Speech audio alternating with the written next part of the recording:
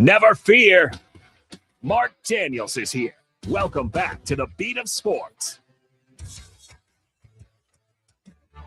Happy Wednesday, boys and girls, and welcome to the Beat of Sports.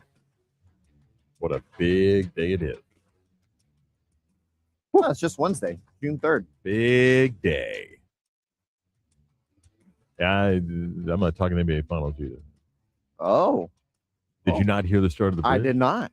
Driver's license picture day. Hello? Huh? What do you think? Is that why you're looking so dapper? You like the shirt? I do. Very nice. It says nice but casual. Yeah. It says not serious, but not that funny. It just says I'm me. Yeah.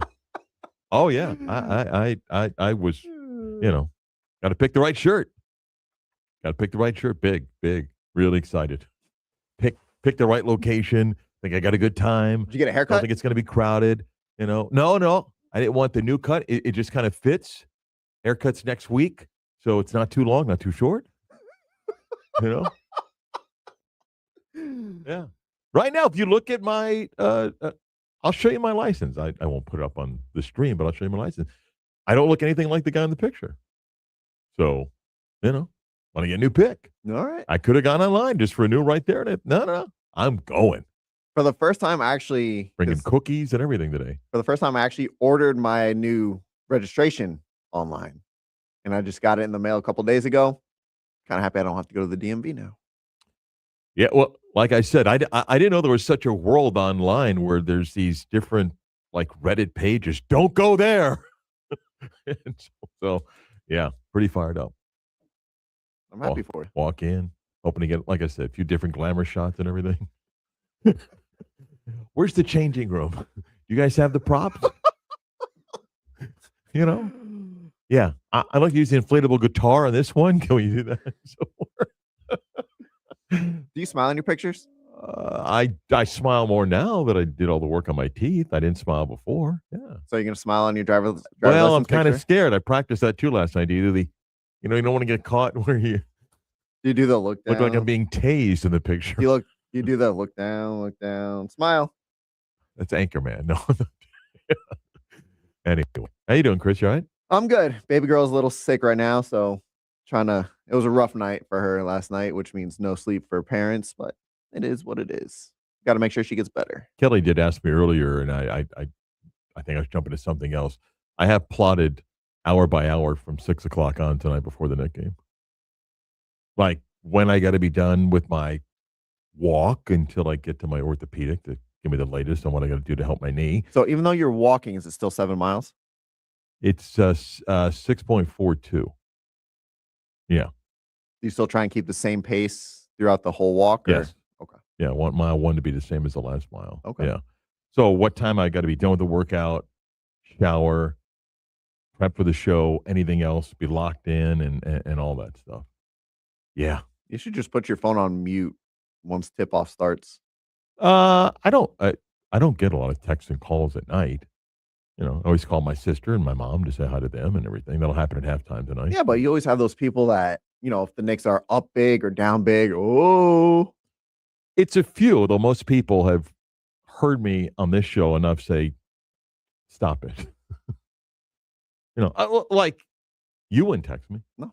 Yeah, I mean, you respect them. Yeah, respect the moment. Yeah, all that. So.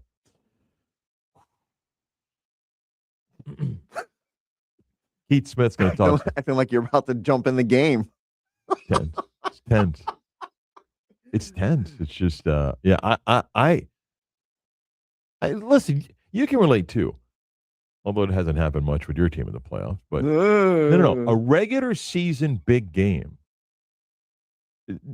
nothing compares to the deeper your team goes in a playoff. Nothing. Yeah. And for me, I almost don't enjoy, like, during these last two rounds, like when the Knicks are up 26, right? Gets cut to 19. I'm losing my mind. Like, oh my, what are we? I'm losing my mind. I don't handle 25-point leads well. So, yeah, like I don't enjoy it because I'm so locked in. I don't enjoy it, which is kind of sad, right? No, I mean, I wish But you I have could to say I get it. understand. No, and seriously, sarcasm aside, you can relate.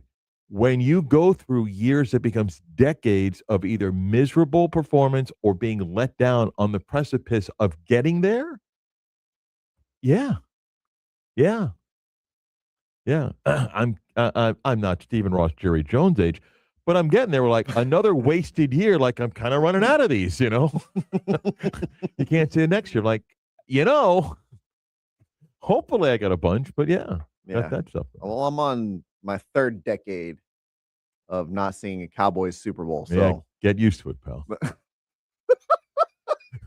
Get used to it. Yeah, that ain't changing anytime soon. Anyway, Keith Smith's going to talk basketball for his weekly visit coming up a little bit. We'll get to that. Whole bunch of things. Yesterday on the afternoon program, Brandon and Mike spoke to Jeff Weltman. Played a few clips on the bridge. I do want to touch a little bit on that yesterday.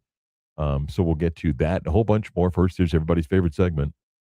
It's almost like an unwritten rule that when you become a father, you become king of the bad dad jokes. What is Forrest Gump's password? One Forrest one. Are you ready to laugh? We know at least one person is. Here's CB's dad joke of the day. Oh, that's so great. all right, Mark. I got 3 to choose from. So give me 1, 2, or 3. One. 1. All right. How do you make the number 1 disappear?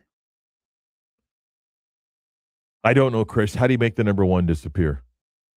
Add a G and it's gone.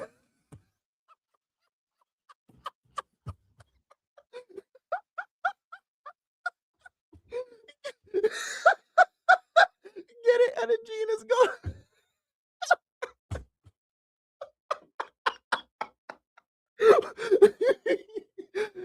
How does anybody think that's canned laughter right there? How does anybody think that that's a pre-taped laugh? That still bothers me, by the way.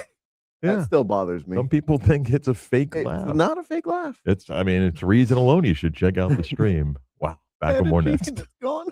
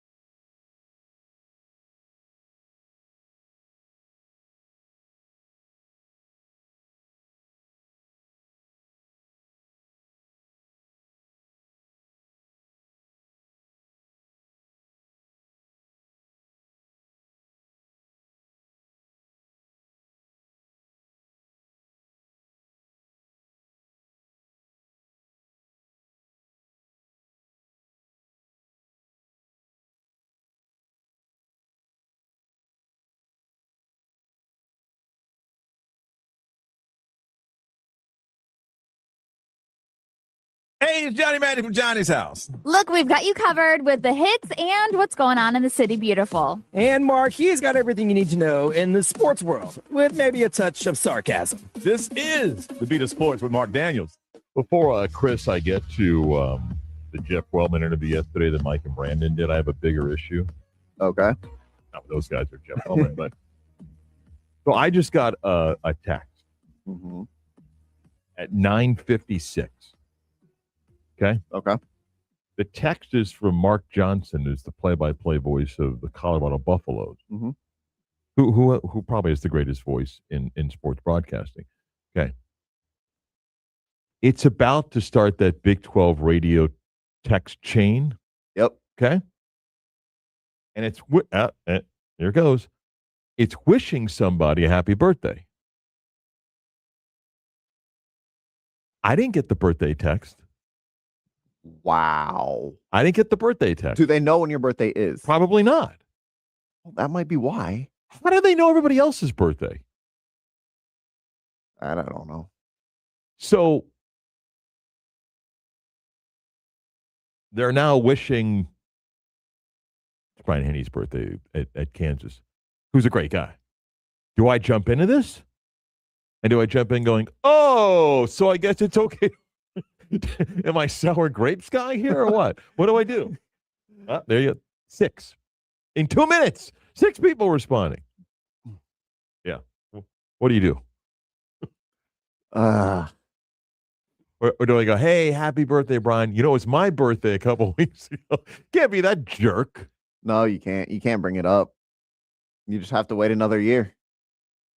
But you have to make sure that they know it's your birthday. That way you get the birthday text chain. But if they don't know, then you can't be mad at them. So, like, what do you want me to do? Like, in 2 days, go, hey, guys, why don't we all just fill out exactly when everyone's birthday is? I'm not going to be that guy. What an idiot. 8 text messages in 3 minutes. Hey. Yeah. It is what it is. First off, I never respond to these immediately. I always wait 2 hours and everything. Yeah. Do you want them to wish you a happy birthday? I don't care. I really don't care. It's just funny. I think you do. No, no. Do we not make your birthday special here? Was that not good enough for you, Mark? I'm a little hurt. Oh, I love what's happened here. It was great. No. Believe me, I'd rather just mute this thing. But once in a while, there's something broadcast where it's important and so forth. But and I like Brian. I'll send a birthday tweet back or text back. But do you just send happy birthday? No, or do you do like for stuff like this? You know what I end up doing? I just text the person directly. I don't need to be part of this. It's like, but then, as far as the other guys know, you didn't wish them a happy birthday. What do I care? Now they think you're a jerk. You didn't wish him a happy birthday. That's the reputation I'm building in the Big 12. Hey, Daniel's never part of the group birthday text, huh? Why do we even have you in this chain? I guess when I'm in Frisco in about a month for the Big 12 media days, hey, there's Daniel. He doesn't respond to those birthday tweets or text. Yeah, he's a jerk. By the way, grown men sending birthday emojis in a group text chain here. What are you doing? Good grief. Emojis, gifts, why not? Anyway, 10 o'clock hour, WYGM Orlando, WJRR, HD2 Cocoa Beach. Send some birthday candles, birthday cake,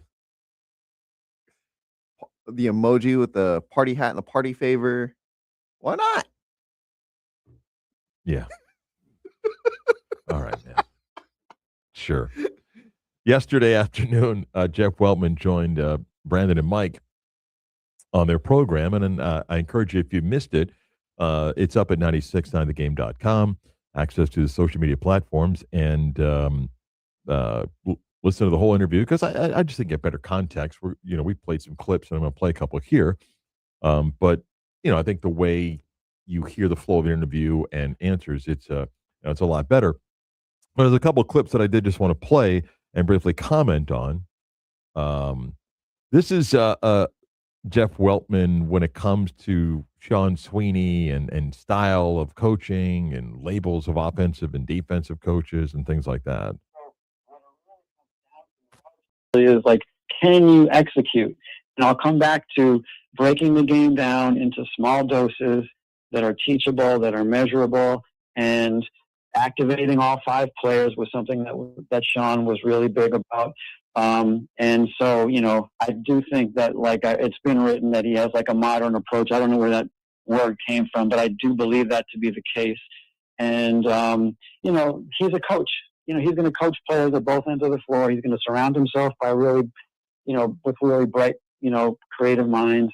And I think our guys will get better and our team will get better. And I think we will establish kind of a program that allows us to, continue to grow. Because at the end of the day, we're still a very young team. Let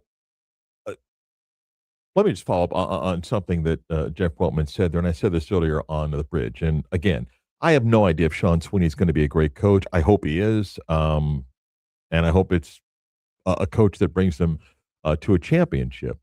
And I just believe both in what's happened for the Magic and in hearing Jeff Weltman yesterday that Jeff Weltman convinced Magic ownership, one, to keep him around by getting the extension that he did, to convince Magic ownership that the team is still on the right path, that the core players that they have just need a healthy season. Doesn't mean you can't tweak the roster, but they're on the path. However, a coaching change was needed. Coaching change was needed. Why? Everyone can draw a conclusion. The coaching change was needed for, and then you can fill in a list of things. The voice got stale. The players weren't motivated by that coach anymore. The offensive system wasn't working. The inability of making adjustments during it, whatever it is, it all fits. It's not only one thing. But the hiring of Sean Sweeney, to me, is saying that Jeff Weltman believes that the path is still the right one. So we need another coach to come in that we now think can continue what we've been doing. But it's a fresh voice with some new ideas, with a winning track record that will hold players accountable, and then you fill in all the other coach speak stuff. And that's not being critical. It's just clearly they made the decision. And I said this with Kelly. I think some names were never going to be considered. I just think that Jeff Weltman likes the structure of his role in putting this team together and the coach coaching the team. I want feedback. I want some input, but in the end, I'm gonna build this and then you coach it. Tell me what you need. I'll try to get you what you need, but I need you to coach it. And he's right about the whole thing of offense, defensive labels. There's some great offensive and defensive coordinators in the NFL that understand the other side of the ball. I mean, you're not good at what you do without understanding what the other side does.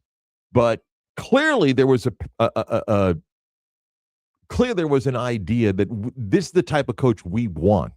Okay, I don't think the Magic were ever interested in a veteran, older coach, a my way or highway type guy. I mean, the minute I heard people go about Tom Thibodeau, no. Jeff Van Gundy, no. Billy Donovan, I don't know if the Magic ever.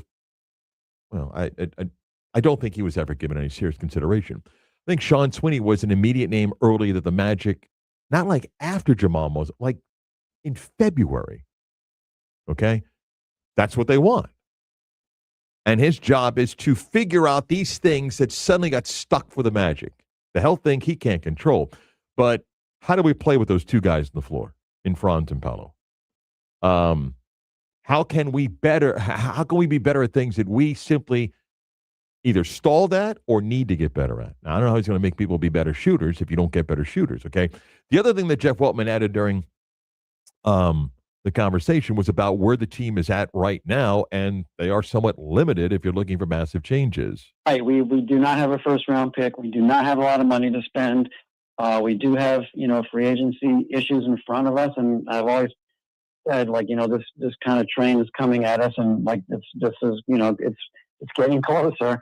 So we're going to have some hard decisions to make. So we'll have to connect with other teams and kind of see how they look at our team and how they value our players. I know that, one GM today just told me you guys have a lot more good young players than most teams, so we'll always have interest in talking to you. But like what that actually translates to, I really don't know. But we'll go through the process, and obviously the first part of that is the draft. July is free agency, and then after that, our extension windows, leading up to opening day. But honestly, we like our team. And listen, that's not news if you're a hardcore Magic fan, even a casual fan. They're limited to what they can do with draft picks, free agency, the cap situation, and things like that. And as I said, if you want to play the connect dots game, as some people have enjoyed doing that with Sean Sweeney and Giannis, and again, he was there in 2014 to 18, not like 2 years ago. It's not that they don't keep in touch, but you can go to Trade Machine and click it all you want and just do Franz Wagner, Wendell Carter Jr., James Richardson, and it works. I mean, it works for Milwaukee. But I'm just not quite sure the Magic are going to do that. I think that Jeff Weltman believes that they're still on the right path and that he believes that they're going to be healthy next year. It's a dangerous assumption, but it also doesn't guarantee that it's going to work. You still can't win without shooting in the NBA. And I don't know how Sean Sweeney's arrival and picks he does makes the Magic shoot better. You can maybe do some things on offense. You can maybe get Desmond Bane more looks. But they need other guys to either step up and drastically change or move pieces out and get parts in that can shoot.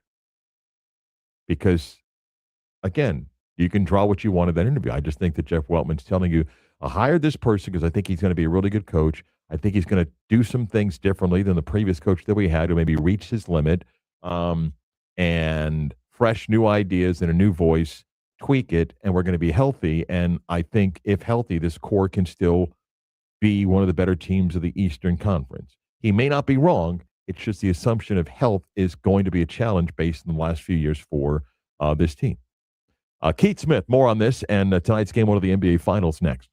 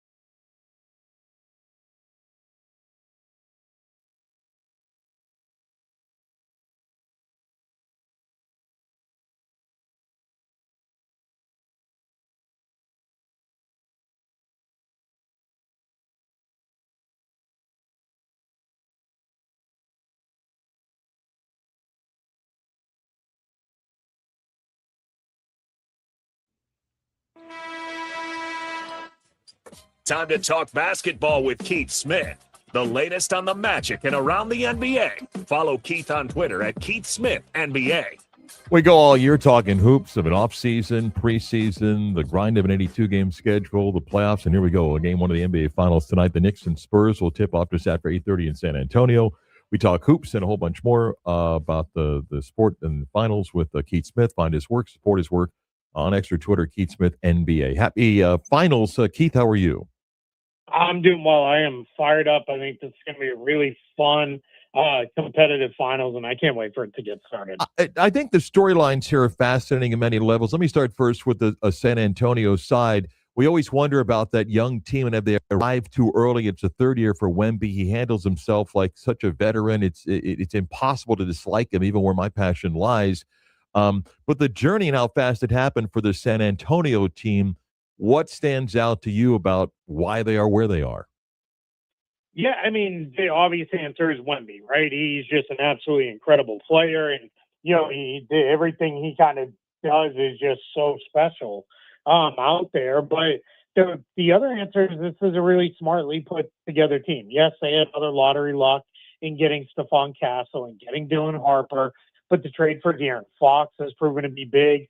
Picked up Julian Champagnie off waivers, who's been fantastic for them. Their bench has got some veteran guys who just go out there, and whether they play 20 minutes or they play 5 minutes, they're going to go out there and give them everything that they have. And Mitch Johnson has done a really good job with the way he has been able to shepherd this team through things as the head coach. And they've kind of broken the mold for, all right, young team, get to the playoffs first time, you got to kind of take your lumps and figure it out, and then you kind of go forward from there. But yeah, it's been a really special run for them, and who knows? We might be talking in another week or two about them being the NBA champs. To the other side, the history of the Knicks and how long it's been since the Knicks have won a championship. To the makeup of this team, it's interesting. Brunson obviously is a key part of it, but the other pieces here. People wanted to run Karl Anthony Towns out last year after the way the season ended. Heck, even during the season. Mike Brown's a fascinating story, Keith, about where he's been, and he's now 4 games of being placed among the great coaches in New York sports history if he delivers a championship. So your thoughts on the journey for the Knicks to get here now? Yeah, it's a good thing in this finals matchup where Spurs largely built through the draft with a couple key trades. The Knicks did it through free agency and trades. They only have a couple guys that they drafted and developed on that team, and it's a good kind of contrast. And there is no one right way to build an NBA roster. It's about collecting talent that fits together, and this Knicks team really fits together really, really well. Jalen Brunson, obviously the engine of everything they do, their leader.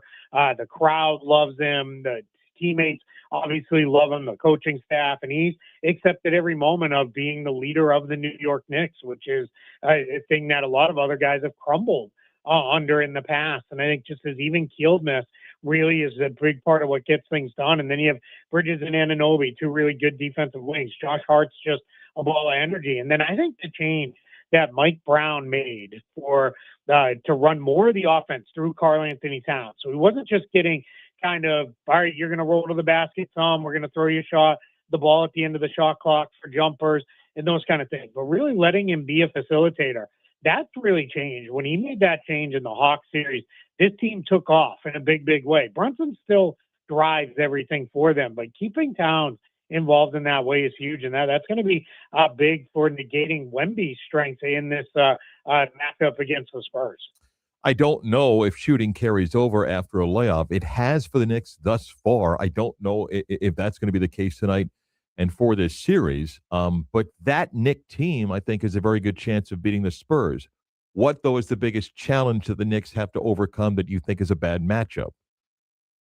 Yeah, I think there's 2 things. I think just how you're going to defend Wembanyama. I think it's probably going to be a lot of Anunoby and Bridges, as well as some Josh Hart, because I think with Karl Anthony Towns, given his importance to the offense and the fact that he tends to pick up a lot of bad fouls, you just don't want to put him on Wembanyama too much. Mitchell Robinson will also get his turns, but we're going to see how effective he can be. It's now been reported that while it was called a broken pinky, it's really a broken hand. And I know a lot of people are like, well, it doesn't matter. He doesn't really dribble the ball all that much or pass, but you got to be able to catch it. And that's going to be huge for him in rebounding, catching lobs, doing all the things he does. My guess is he's going to give it a go and do the best he can. But it's how do they defend Wembanyama? And then on the other side, how do they get Jalen Brunson free? I imagine Stephon Castle's going to get the first look at him, but they're going to throw Castle on him. They're going to put Dylan Harper on him. They're going to have De'Aaron Fox with his speed and quickness on Brunson some as well. And then Penny will probably pick him up on switches. And then lurking behind all of that, you're going to have Wembanyama just back there ready to protect, as he does. There was a play against the Thunder in one of the Western Conference Finals games where Shai Gilgeous-Alexander went into one of his pet moves, which is dribble to the baseline, spin back to the middle, and spin back for a fall away. Got the shot off over Castle, but Wembanyama came from the other side of the paint and got a fingertip on it and blocked it. And SGA was left looking like, what am I supposed to do? Nobody gets to this shot. So that's going to be something that they're going to have to be aware of as well. I don't think it's all about De'Aaron Fox's health, but it is interesting that the turnovers are down when he's out there, because I do think that's a problem for San Antonio. If the turnovers are high, the Knicks did make teams pay for mistakes. What's the biggest challenge for San Antonio? Yeah, that's the big one on the offensive end is just, keeping the turnovers down, especially the live ball turnovers. The Knicks were not necessarily a huge turnover forcing team in the regular season, but they feasted in these playoffs against the Hawks and the Cavs, especially even some on the Sixers, where they were just able to get out and get these easy runs. And especially when they're in New York, that's what gets the crowd going. Then everybody's all fired up, whether it's dunks or transition threes or whatever it is. People get going, and it all is, turns into this explosion of noise that just becomes tough to deal with. And then on the other end of the floor for the Spurs, it's going to be defending the 5-out spacing that the Knicks play with. Anytime it's anybody but Mitchell Robinson on the floor, every other guy they put out there, whether it's any of the other starters or Deuce McBride or Landry Shamet or Jordan Clarkson, it's going to be feel free to let it fly if you're open from the three-point line. And that's a little bit different where the Spurs had guys that they knew they could always kind of play off of a bit or developed that they could play off of in their other series. It's going to be a different look for them. I don't know. The Knicks haven't had a close game in a while. They've just blown teams out, and Brunson and others have sat the fourth quarter. And, Game 7 was a bit interesting, but outside of Game 1, we weren't that close to the Western. Neither one of these teams has had a, one-possession game with 30 seconds to go in a while here. Yeah, it's really interesting that, like you said, these teams have kind of, the Knicks in some respects after Game 1 against the Cavs, in leading up to that and after, they've coasted. They haven't even been challenged. I mean, we're on a historic run for even the regular season, never mind the playoffs, of winning margin for a number of victories in a row for the Knicks, and they're rolling. Now, this is the biggest challenge they've faced by far, and the Spurs were more challenged by the Thunder, but I think we're just in a position where it's going to be really interesting to see kind of how it all comes together for both of these teams. Yeah, if it's a tight game late, I think I give advantage Knicks because I think they know a little bit more where they want to go, because it's going to involve Jalen Brunson having the ball. With the Spurs, you want to get it to Wemby, but it's not always quite as easy as it sounds to make that happen. Okay, the Magic have made it official. Sean Sweeney is going to be their next head basketball coach. Initial thoughts on that hiring? I was a little surprised they didn't go with a more established coach who had a track record, just given they did the first-time head coach thing with Jamal Mosley, and he obviously helped the team improve greatly and become a good team. But then you kind of usually follow that up with the guy who's maybe more ready to take them to the next step as they went through the process. I think Sean Sweeney was going to get a head coaching job one way or another through this cycle, and I think the Magic looked at it as, hey, we don't want to miss out on this guy who's been a rising star in the assistant ranks. He's seen as a really good coach. And I thought Jeff Weltman's recent comments were really smart, where he said, I don't know how he's gotten tagged with being a defensive coach, but, he can coach offense. And that's something that, the other teams have credited him with in the past. I think with the Spurs, he's kind of been assigned as like the defensive coordinator, if you will. But I think he's going to come in. He's known as being a very intense, detail-oriented guy. And I think at times with the Magic, they did lose a little bit of the focus on some of the details and all that. It'll be interesting to see how he builds out a staff. Maybe we'll go with a an offensive assistant or two is a little more experienced on that end of the floor. But I think this is a really good hire for the Magic as they continue to try to grow forward to being just a good team and to being a real contender. I said this, and I have no idea if Sean Sweeney is going to be a great coach. I hope for the Magic's sake he is. And I understand that GMs or presidents, whatever you want to label, there's a reason why they hire certain coaches. And, you know, the situation in Orlando is what it is, meaning Jeff Weltman secured his extension. I did it months ago and got permission clearly from ownership to hire the coach they wanted. And to me, it just seemed like, Keith, that, like, look, I'd like another young voice that can take the torch of where we are. I don't need that veteran overpowering guy. That's why Tom Thibodeau was never going to get the Magic job. I don't think Jeff Van Gundy was ever going to be considered because I think Jeff Weltman believes that if they're healthy, they're on the right course. Let's just get somebody that has that different voice that's a new guy. But also, I think Jeff likes to build the team and let a coach. And that's fine if it works, and maybe it will. I just think that he wasn't going to pivot to go down the veteran route. Yeah, I think there's a lot to that. I think with Jeff Weltman, there is a sense of, hey, everybody needs to do their job.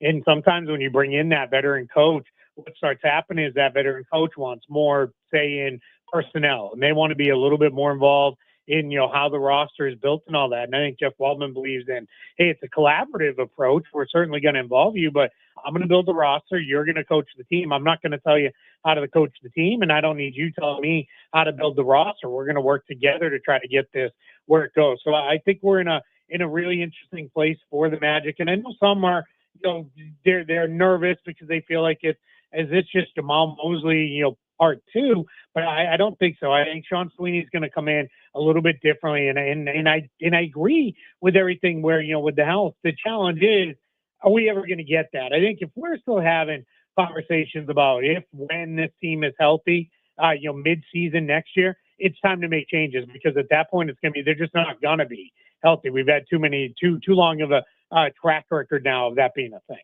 The last question, and you've touched on this, and you can follow Keith's work, and he's writing about every team with the offseason. And Jeff Weltman did say in the interview he did with Mike and Brandon yesterday, I mean, they are what they are. They're somewhat limited. So what is realistic? Are there pieces that they can move and or get to improve, particularly shooting? Because it looks as if that core is not going anywhere. I don't know about all the Giannis stuff. I'm not quite sure I buy that. But what is realistic for what they can do? Yeah, it's funny. The Magic have become one of those teams where the more it's talked about publicly about the things they're interested in, the less stock I put in it, because they just don't work that way. They don't work through the media. The Desmond Bain trade, we didn't hear a murmur of that before it happened. It just happened. So I kind of don't put a ton of stock in when it's there. I think that's more informed speculation and connecting some dots. But, you know, what can they do? Yeah, obviously there are big trades they could do if they wanted to move one of Banchero, Wagner, Suggs, then lesser if they wanted to move like Wendell Carter Jr. I think we've come to the end with Jonathan Isaac. I think the team is either going to trade him away and get that number off the books entirely, or they're going to waive him before his contract becomes fully guaranteed. And they may even waive and stretch that contract just because that would knock the number down really low, out of the point where it's not going to be too impactful moving forward. And that'll free up a lot of flexibility they need. As it stands, with everything they have on the books right now, they're about $9 million or so over the first apron. And that's not where this team wants to be. You can't be that expensive, that impacted with moves you can make when you have that. So I think we're going to see them, make some moves. And then the next big question becomes Anthony Black's extension this summer. I'm going to have a piece that posts later today about rookie scale extensions. And I think Black has earned a nice big payday, but if you're the Magic, you've already got a lot of money committed to your starting five. You know, where do you go for the guy who projects to be your sixth man? That's going to be a really interesting one to keep tabs on. Yeah, I think that's the biggest story. You can have all the Giannis dreams you want, but I don't think you can afford to have four guys making north of $30 million on this roster. But that's what Jeff Weltman now has to figure out. Please support Keith's work, and as he said, he's got something coming up that is about Anthony Black and these other rookie extensions at Keith Smith NBA. Thank you, Keith. Appreciate it. I appreciate it. Thanks for having me. We go back a couple of different stories. One, I'll offer my consulting free to one group. Okay. And a powerful voice rips a city. All coming up next.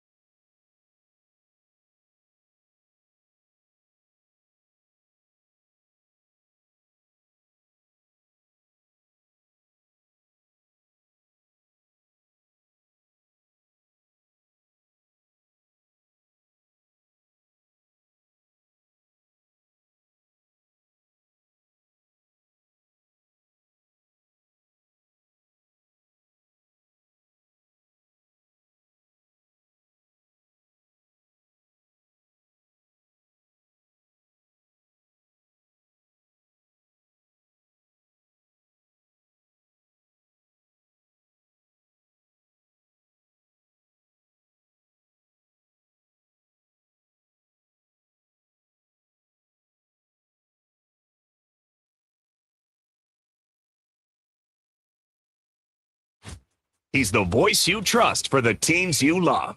You're listening to Marc Daniels and the Beat of Sports.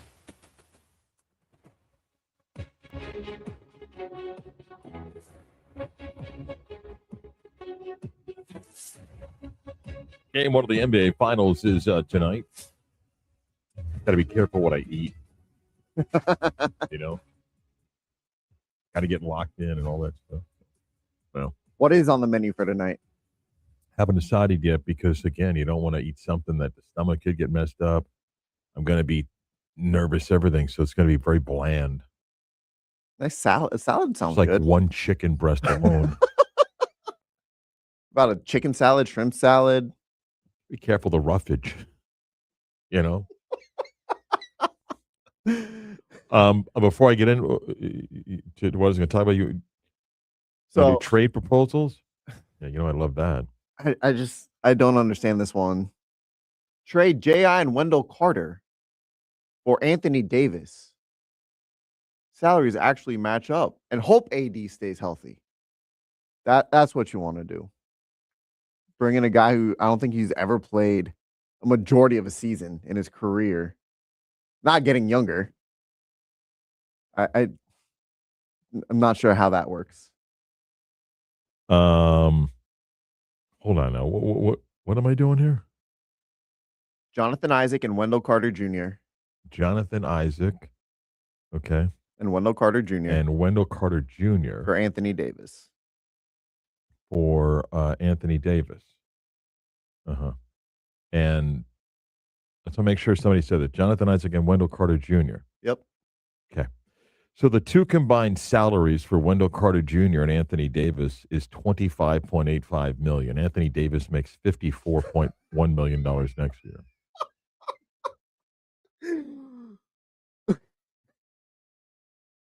Were you leaving out the gross national product of a small country to go like? I mean, I appreciate the effort, but then you also it doesn't match. Okay, so if you want, and I would rather be stuck on I-4 at 5:30 downtown than at Anthony Davis. Just sorry, just don't want to. I mean, Jonathan Isaac is going to get waived, and they're going to stretch his money out over, but it's okay. I mean, we get a lot of funky trade scenarios. That one just doesn't work financially. I want to play you something first, and then I said person kind of rips the city. So John Morgan did an interview on one of our iHeart stations, WFLA in Tampa. And whatever you think of John Morgan, he doesn't care what you think about his opinion, okay? So this is in Tampa where they're trying to rally support, let's get this thing with the Rays funding, let's get across the finish line, everything. So this is on the Ryan Gorman show on WFLA. He's asking Morgan about, does he think the Rays will get a deal done for the stadium? And John answers, then he tells you why he still believes Orlando's the better place, and then he goes ahead and rips a certain local team as well in the process. I think it's going to get done because the Bucks want $1 billion. The Lightning wants money. The new team, the baseball team, wants money. Plus, I think it's the wrong location. Look, I wanted to do it in Orlando, and Major League Baseball went with another group instead of me. I wanted to do it in Orlando for a reason. It didn't work. It's the best baseball team in baseball, period, including the Yankees. But it does terrible at the gate. Orlando Magic, on the other hand, is one of the worst teams in the history of sports, yet fills the arena like nobody else. Why? 80 million tourists come to Orlando. People from Detroit and New York and Boston, they come to see their team beat the Magic. And so from a purely an economic play, a business play, if I was investing in Major League Baseball, it'd be Orlando Rays or the Las Vegas A's. 40 million tourists out there. It didn't work in St. Pete, and it's not going to work in Tampa. But I love the guy who bought the team. We talk all the time. And if it doesn't work out in Tampa, he knows I got my money ready for Orlando. a lot that John unloads on there. First off, he talks about why he doesn't think the stadium deal is going to get done. The Lightning, by the way, actually have secured their money. They were smart to be first to get a deal done. He's right about the Bucks and things like that. And by the way, John's presence in Tampa is as big as it is here as it is all over the place. So it's from a business standpoint, he's kind of knocking them, but hard to find a tenth of a mile without a billboard with John on it.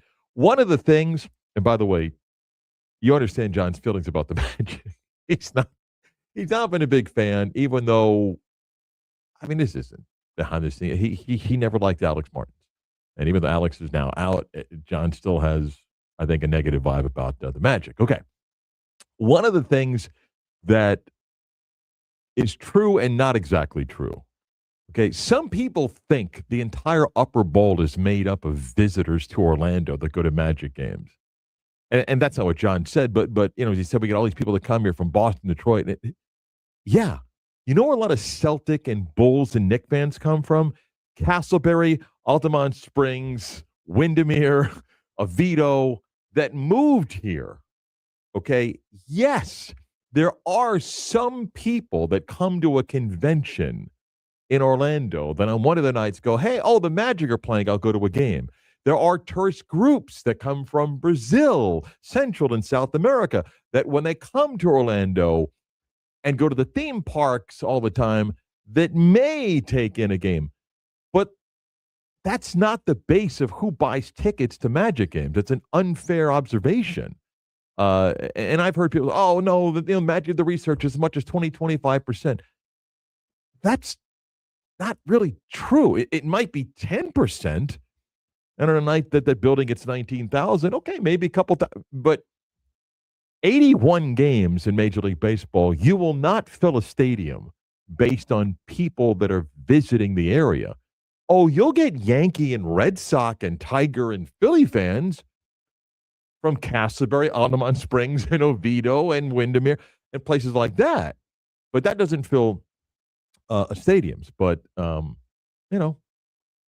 John is right, though, about the challenges that they're facing over in Tampa. Now, whether they get it done or not in last few days, there's been a little bit more trickling out that more of those city commissioners are a little bit hesitant without getting into the deeper dive of it, because some of the money that was committed to be spent on like really, really important things, they're trying to take from a certain fund. So anyway, that's interesting, I think, what John Morgan had to say there. As we speak right now, some of your tax dollars are being put to use at of a hearing.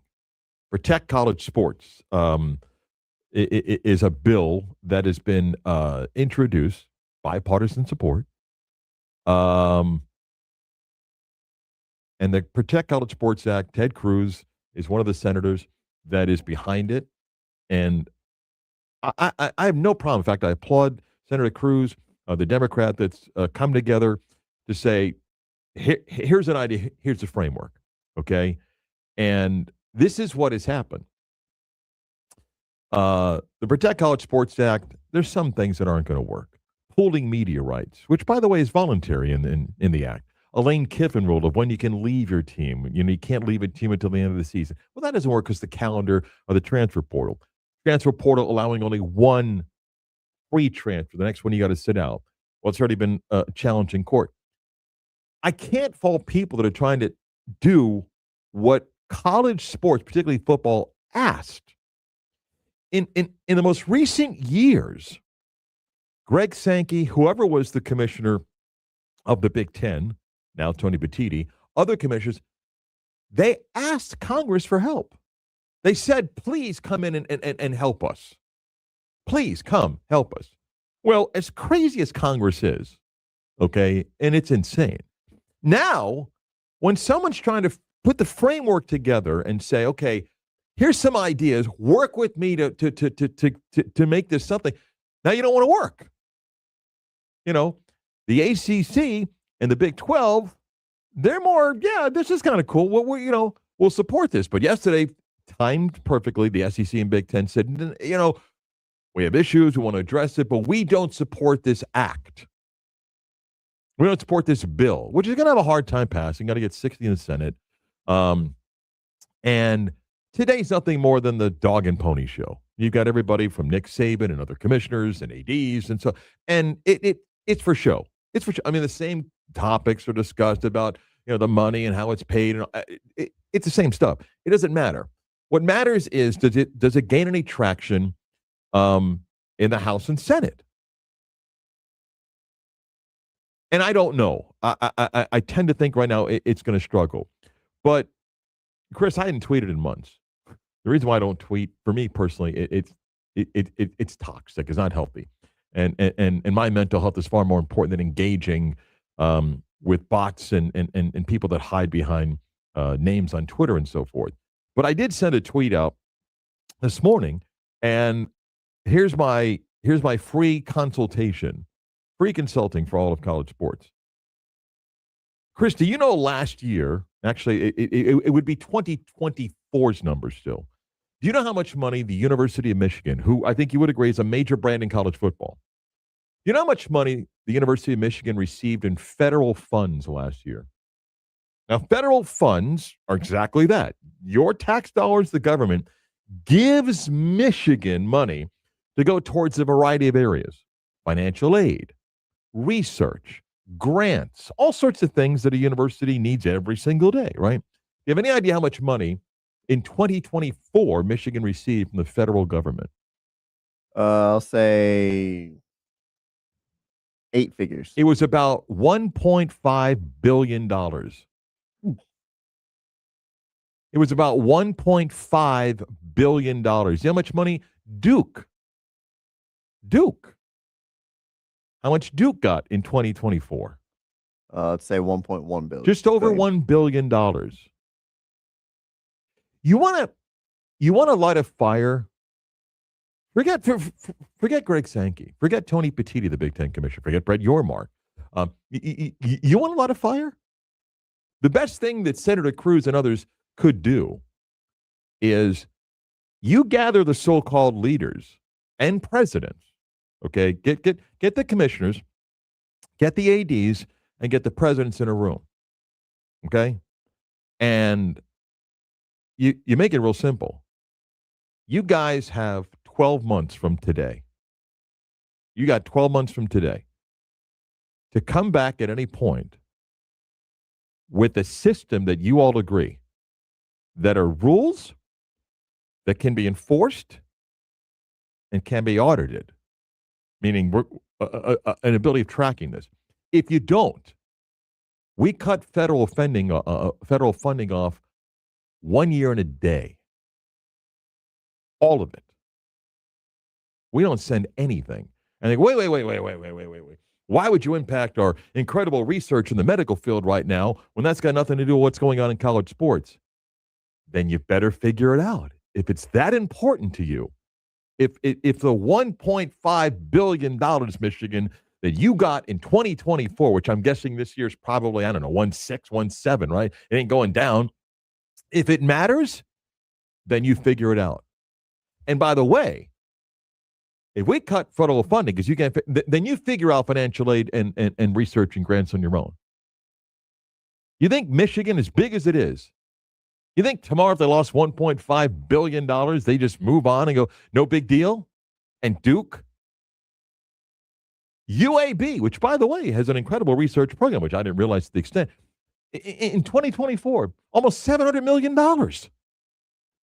Cut federal funding. I mean, forget this congressional hearing and releases of conferences. Get out of here. It's gone. You can't do that. We'll sue you. Okay, we'll see you in court. We'll see you there. We're not going to do this. We're not going to keep sending billions and billions of dollars, which in 2024, not 2026, in 2024, okay, the federal government provided over $135 billion to universities in this country. In federal funding, $135 billion. We're cutting it off in 1 year and 1 day if you can't figure this out. What do you think they would do? All of a sudden, a president looks at his AD and says, get in my office. You better figure something out that you're going to agree to. You better figure out something that the rules are real and they can be enforced. Okay? Again, I don't know where this latest bill goes, but I appreciate the willingness of Congress to say, you guys have asked us for years. Is it a perfect bill? No. Okay, so work with me so that we can get everybody on board. Work with me. Well, we don't want to pull meteorites. It's voluntary in the thing, okay? Transfer rule. Well, we lost in court. Well, agree to this. Well, we'll lose in court again. We'll back you. We'll work with you. We'll be on your side here. Get out of the court. If you can't do it, your federal funding's gone. In this state alone, Florida State, UCF, the other state schools, if you told them in 1 year their federal funding is gone, in some cases, they're out of business. They can't operate. They'd have to change the function. The joke is it's a non-for-profit school, right? They wouldn't function. Now, the trickle-down effect is, well, then thousands and thousands of kids could not afford to go to college without federal assistance. Then you better figure it out in the next 365 days. You can't be real. Try me. Maybe you figure it out in 6 months or 8 months.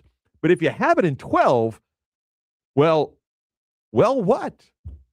You wouldn't do this. Somebody has to call chicken, okay? So either figure it out or lose the funding. Do I think it would ever happen? Of course not. Of course not, because in the end, everybody caves. But that's the way to do it. I mean, this other stuff, this is whatever. People come up, it looks great. Nick Saban reads off a sheet of paper. He answers a few questions, and stuff like that. Thank you, coach. So great year. It doesn't fix anything. These are TV shows. Ultimately, just like any law bill in Congress, it's got to go through committee. It's got to get to the floor, and then there's a certain number of votes you got to get. So whether Nick Saban says one thing, it doesn't matter. But that's what I would do. Well, cut your funding off. The university system, which is broken to begin with in this country, if you took $140, $150 billion away, the system's gone. Well, we don't want that to happen. Then fix it. I mean, I don't like when Congress gets involved in a lot of things for obvious reasons, but this is easy. Chris, all of us can remember, do you ever have that situation where you're maybe playing with your friends over the house and so forth, and it gets really loud and mom and dad says something from the other side, hey, keep it down. Yep. And and then you keep it down for 10 seconds, they start screaming and playing around again. Yep. But the moment that door kicks in, guess what? We're done. We're good. Okay. The one kid runs out of the house to get back home. The kid just starts crying in the corner. Do it. Just, kick the door down and go, yeah, now what? Try it. See what they do. 1 year. You got 1 year. Start July 1. Tell them, July 1, 2026. You better come back July 1, 2027. If you do it sooner, great. If you don't, federal funding's cut off. See how fast presidents get an AD into their office and go, you better tell the commissioner, we got to figure this out. Really. Have Michigan check the budget and go, hey, the $1.5 billion we got last year, it's gone. Like, they're scrambling to find money now to pay the players that, you don't just fill in the $1.5 billion when that's gone. Well, go ask Stephen Ross, the Dolphins owner, the Michigan guy, to donate that. No, you don't do that. So that's my free consultation to them. Strip the federal funding. 11 o'clock hour with the news next.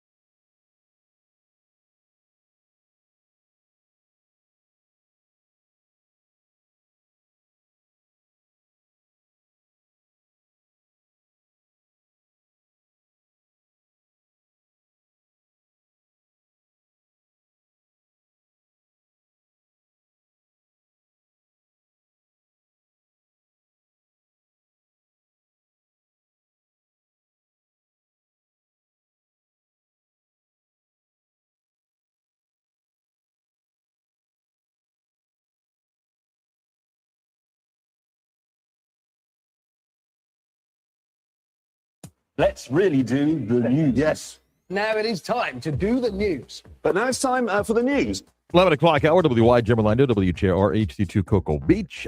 Game one of the NBA Finals tonight. Knicks and Spurs will tip off just after 8:30 in San Antonio. Rematch of the 1999 NBA Final.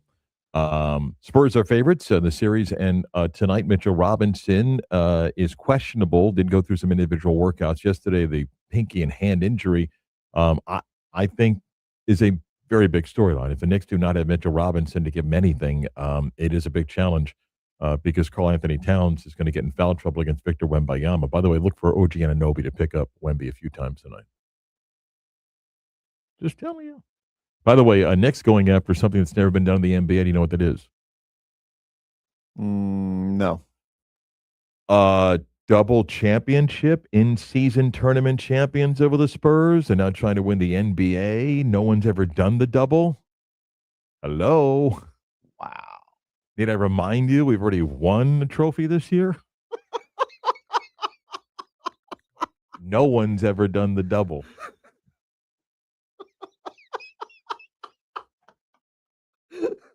There's history on the line in this series. No one. Again, the history of the NBA, no one's ever won the double. In-season tournament in the NBA championship. Congratulations. Potentially. Last night, Stanley Cup final got underway, and despite falling down early, Las Vegas does what they do. They come back. They won 5-4 to take game one in Carolina. Mentioned before about the hearing going on in Congress. Here's Nick Saban. This discussion about college sports and the Protect College Sports Act and so forth. And Saban gives an example of how the dollars have changed in just a few simple years. Let me give you the history. My first year we had collective at Alabama, 2.7 million. Next year, 7 million. Next year, 10 million. I retired. Next year, 17 million. Next year, 24 million. Now you have schools that have close to $40 million rosters. So if we continue to do that, we're going to lose Olympic sports. We're going to lose non-revenue sports. We're going to lose scholarships.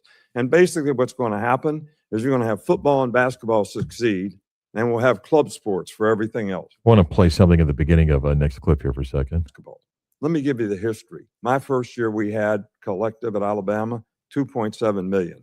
Next. What he really meant was above the table, because what was below the table, well, come on, Nick. I mean, let's not. Let's just be a little honest if we can for a second. Chris, we've talked about tweaking all-star formats in sports, okay? The NHL, who gave it the Four Nations Cup a couple of years ago, now, and had no all-star game because they had the Four Nations event and the Winter Olympics, will now come back in a 5-team format with teams having 11 players, 9 and 2 goalies, with teams representing the USA, Canada, Finland, Sweden, and the world. And they'll compete in a 3-on-3 event, and winning team takes home $2 million. You know why this works in hockey? Because it's already been built into the sport worldwide, like we did the Four Nations event, which was a big success. And hockey fans, they don't have any problem tweaking the all-star format. They've done it for years. So I'm not saying this is going to be like as passionate as it was the Four Nations event where we dropped the gloves in the U.S. Canada on the face-off, but I like it. Good. Works for them. If it works, it works. Yeah. Keep building momentum. So good for them to tweak it. Belmont Stakes runs at Saratoga this coming Saturday. The last year they'll do this because Belmont Park actually opens a portion of it, but the actual full track and clubhouse will go the next meet they have. So it runs at Saratoga this weekend. Renegade, the 2-1 morning favorite. Somebody likes Chief Wallaby. The Kentucky Derby favorite. I mean, the Kentucky Derby winner is the 4th choice in the Belmont Stakes. Yesterday, the Rams introduced Myles Garrett, new member of their football team, and Aaron Donald talked about maybe finding that fire to get back out there and play. See, that scares me right there. Hold that thought. I'm going to get to that in just a little bit with you. In Texas and Texas Tech play game one of the best of 3 round in the College World Series final. If you've not yet watched any of women's college softball, again, game one is tonight. You can see Jason Williams, the former NBA player, now proud dad of his daughter, who's a key player in the Texas Tech team, which has a large payroll in softball. That ticked off a lot of schools that already had a large payroll. They didn't like the fact that, there's another Texas Tech team that bought their way. And what I may not like it in football, because UCF competes in the same league and obviously in all sports, but why? They can't spend money like you've been spending for years? Yeah, that's ridiculous. Don't cry about something that you're doing just because someone else is doing it and probably doing it better than you. Yeah. Anyway, in about 25 minutes, we've covered a couple of these stories over the years, but in our state, we did pass, and the governor signed off on it, where where high school coaches now can make additional money. It's a good idea. It's flawed. And also, we have new transfer and tampering rules when it comes to high school players, which we'll get to a little bit deeper dive in about 25 minutes. Come back, a little football talk, and some other items I want to get to in the beat of sports.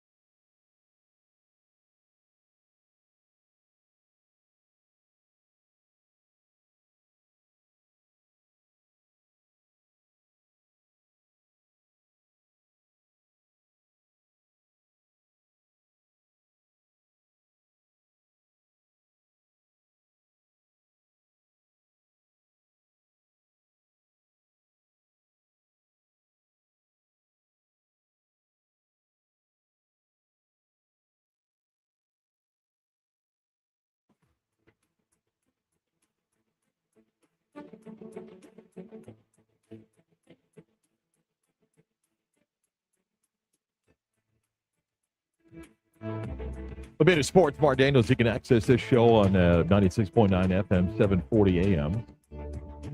The iHeart app from wherever you may be in the world. And in podcast form, where you get your favorite podcast, the Beta Sports On Demand. And subscribe and get the show downloaded and listen when it's convenient for you. And you can watch the stream of the show live or back when it's convenient for you. Our YouTube page, 96 The Game Orlando. Click on the logo on the live button, and the show is here for you to watch back. I guess we gotta start doing some more crazy stuff again, Chris. So maybe, yeah, have you swallow a live fish or something? Probably won't do that. Come on, probably won't do that. Why don't you do it? Why do I got to do it? You know the number 2 guy always does the crazy stuff. You can't endanger me. You know.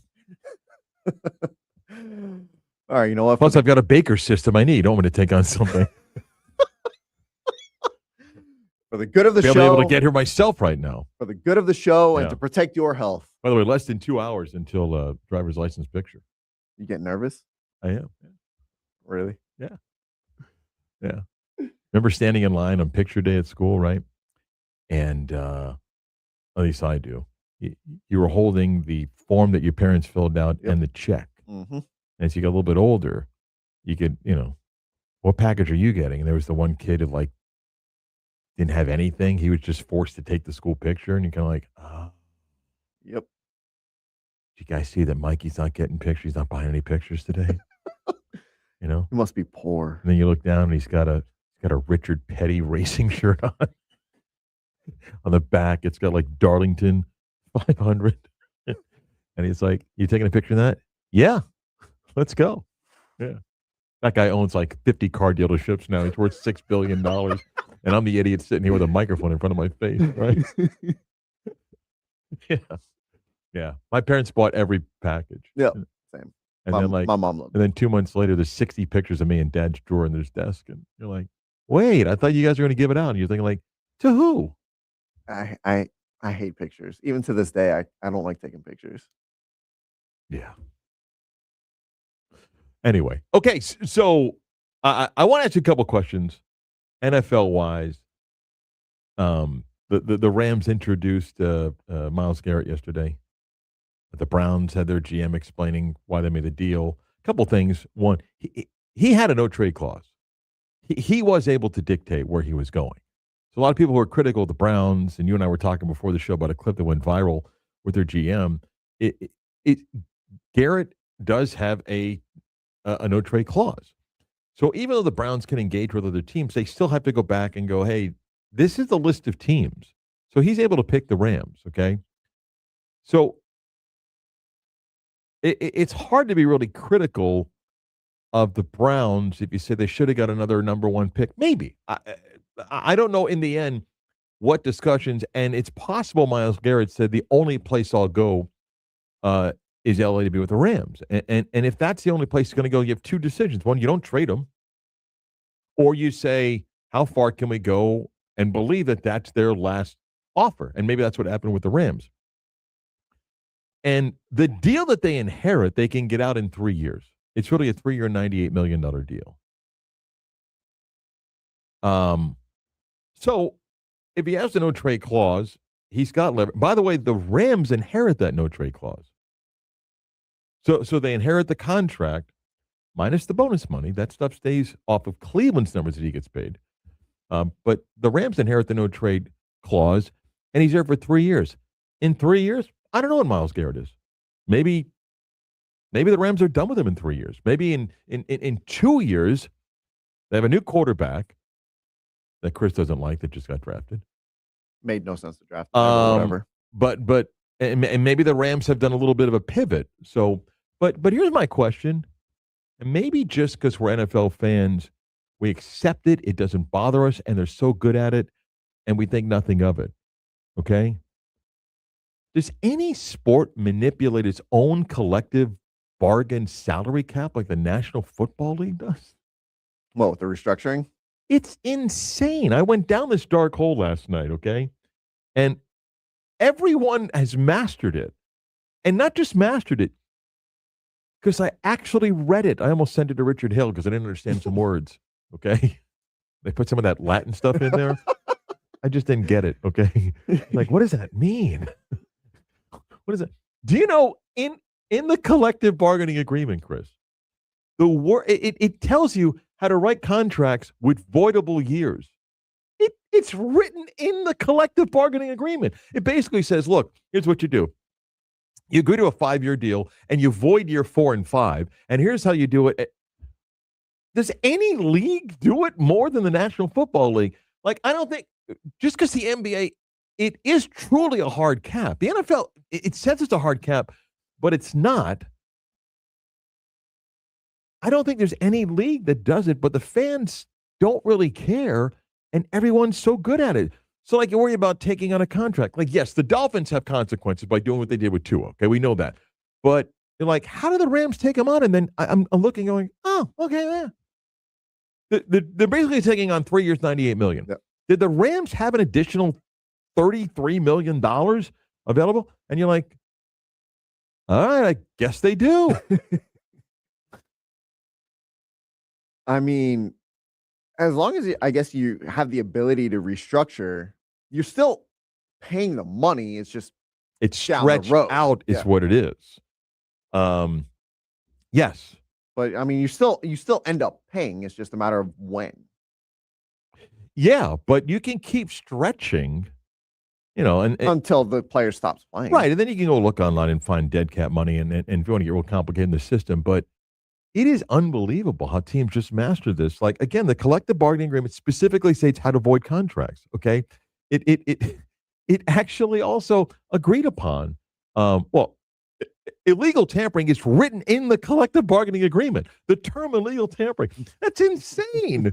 Okay, it's just crazy that it's in the CBA. It tells you how to go about doing that.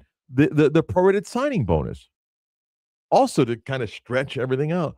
It's remarkable, and yet we, I guess, love it. We don't care. We just want our teams to sign players. But somebody that's far smarter than me was doing a deeper dive on it. It may have been a piece in the Ringer or the Athletic, that this latest collective bargaining agreement, one of the things that the league and the players agreed upon is we have to even do more to allow for player movement, because it was pretty restrictive years. Like, we didn't have trades. Right.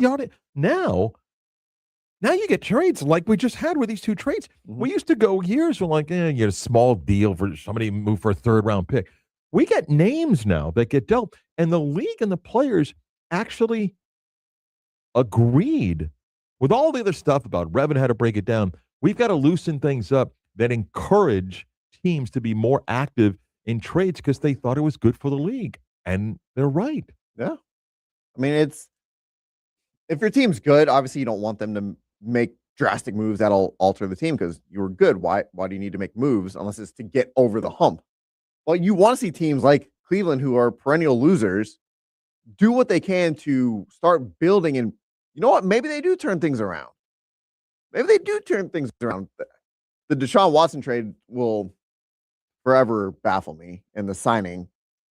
But Myles Garrett wasn't going to do anything in Cleveland. You're just wasting his career.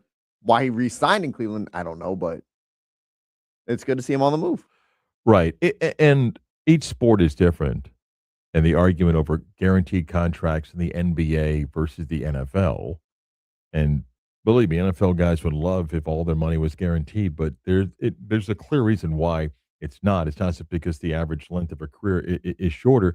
The NBA does have a far more restrictive cap. I mean, there's no question about it in the National Football League. But the league has gone out of its way to work with teams and players about, hey, how do we make this work that you are no longer, like, as bad as it is for the Dolphins, okay, as bad as it is, they still were able to get out of it. If it's an NBA guaranteed contract, and yes, Deshaun Watson, and there's a few more of those now, but the Dolphins are able to get out of it because the league structures the collective bargaining agreement in such a way that says, look, you're going to have to eat some of this, and here's how you eat it, and here's how you get out of it. And you know what? They're out of it. They start their rebuild now, and he's playing in Atlanta. Mm-hmm. He's playing in Atlanta. Yep. So maybe it's one of the many reasons that doesn't get talked about why the NFL is so good. You don't think about it, but like we look at Major League Baseball, players, owners fighting, it's work stoppage, everything, and here's the NFL going, all right, how do we work our rules to encourage player movement?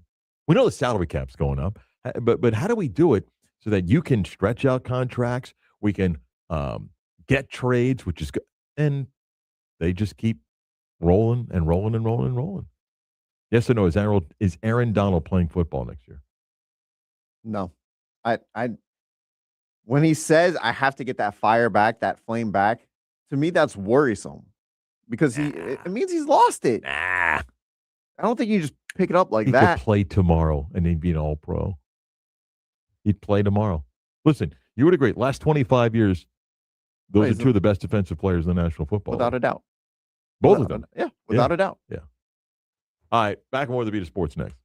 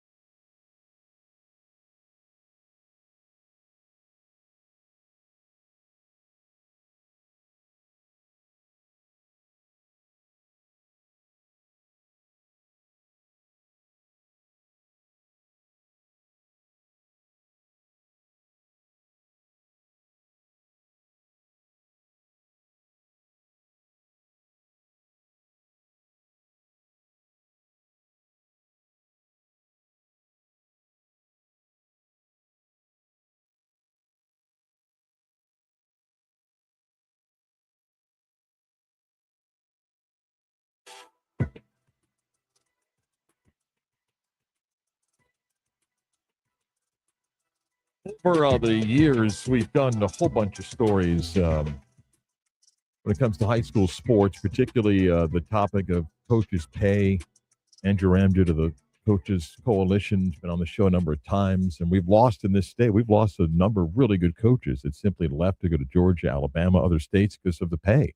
No question about it. And in representing both sides, the challenges of the state coming up with funds, we've talked about transferring in this state and how it's, I mean, you think college sports is rampant. You should follow high school sports. Still some real issues.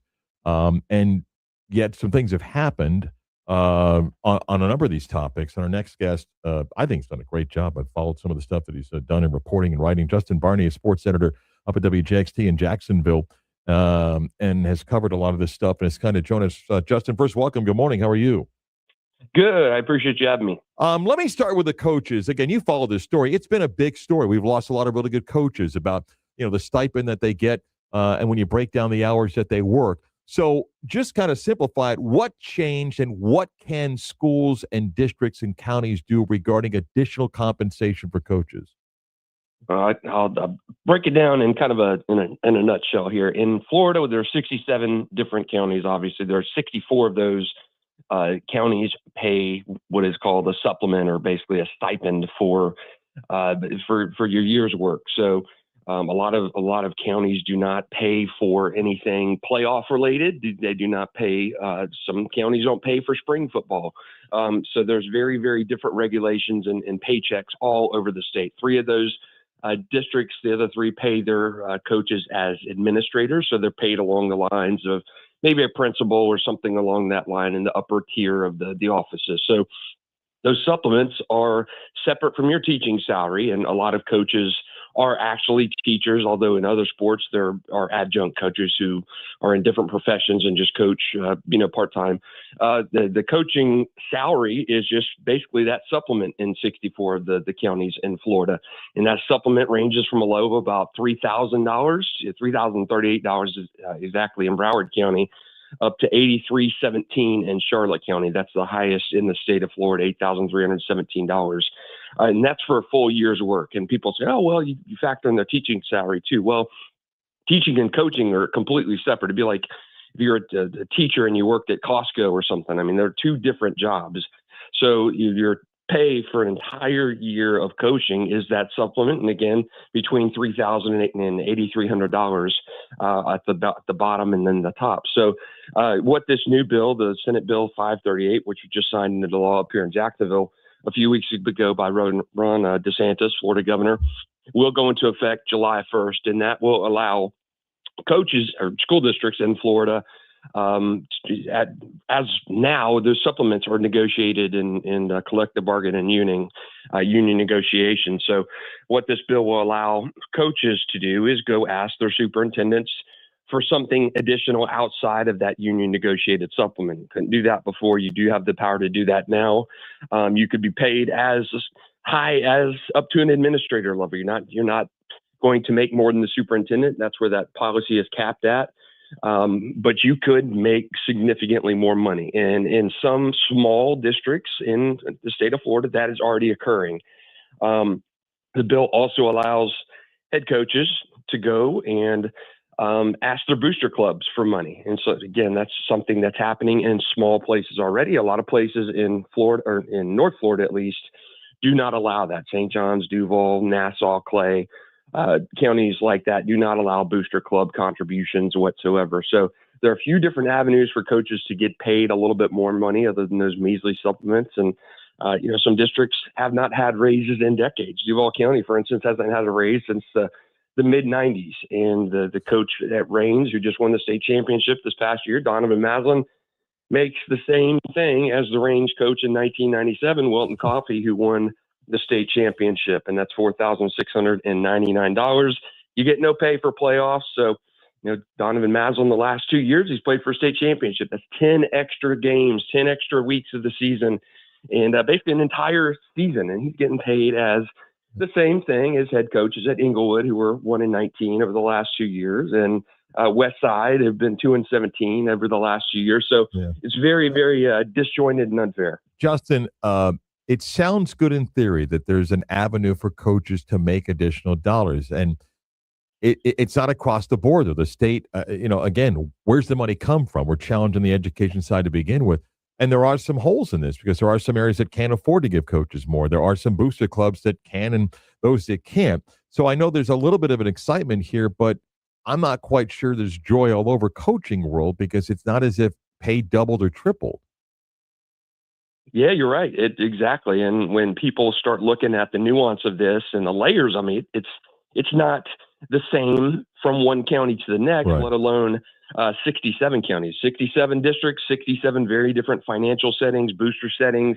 But I think the one thing that is pretty much in alignment all over the state is the public school system is in serious, serious trouble. If you look at all the money hemorrhaging out of these school districts, and a lot of that is due to the virtual students, charter school students, homeschool students. And with every student that leaves the public school system, money walks out, tax money walks out with those kids. And I think it's around $9,000 to $10,000 per student. So when you lose 100 students in a county, that becomes real tax money. And then amplify that by hundreds and hundreds and hundreds, and you're talking real deficits. So yes, there is significant apprehension that it will change anything.